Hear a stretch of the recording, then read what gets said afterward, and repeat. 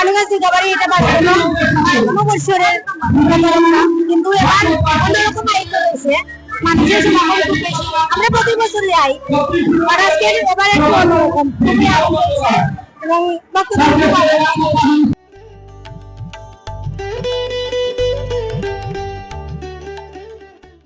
আজকে প্রথম দিন আমাদের রেলি শেষ হয়ে বাজার প্রদক্ষিণ করে এখন বনগাছ দিঘাবাড়িতে অবস্থান করছে।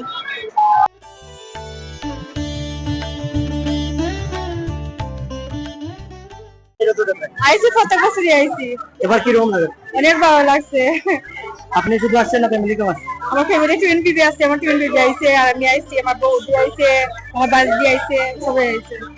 আজকে রথযাত্রাটা কিরকম লাগলো? অনেক ভালো লাগছে ভাইয়া, অনেক ভালো লাগছে। সবাই আমরা অনেক মজা করলাম, করতে করলাম, এবং প্রত্যেক বছর আমরা আসতে চাই।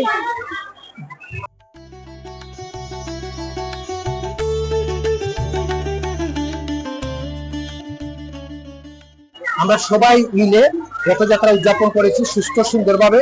কেন্দ্রীয় দুর্গাবাড়িতে রথ এসে হাজির হয়েছে।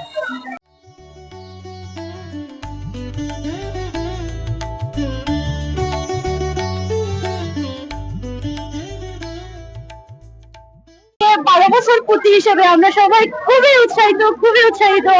আপনারা আমাদের দেখে বুঝতে পারতেছেন।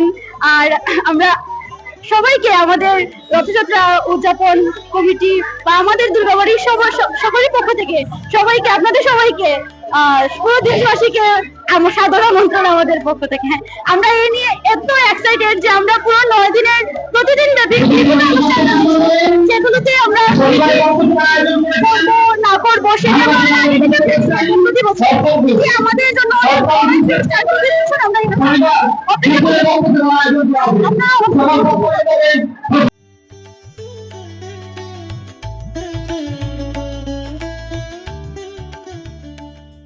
প্রতি বছর আষাঢ় মাসের শুক্লা দ্বিতীয় তিথিতে এই রথযাত্রা অনুষ্ঠিত হয়। 9 দিন ব্যাপী রথযাত্রা অত্যন্ত সুন্দর এবং সুষ্ঠু হবে। আজকে প্রথম দিনের মতো শুরু হয়েছে। কোমলগঞ্জ উপজেলা হচ্ছে সাম্প্রদায়িক সম্প্রীতির এক অনন্য উদাহরণ। জাতি ধর্ম নির্বিশেষে বিপুল সংখ্যক মানুষ আজকে এই রথযাত্রা উপভোগ করেছে। আমরা আশা করছি আগামী দিনগুলোতেও সুন্দরভাবে উল্টোরথের মাধ্যমে এই রথযাত্রা সমাপ্তি হবে। সকলকে শুভ রথযাত্রার শুভেচ্ছা এবং অভিনন্দন। ধন্যবাদ সবাইকে।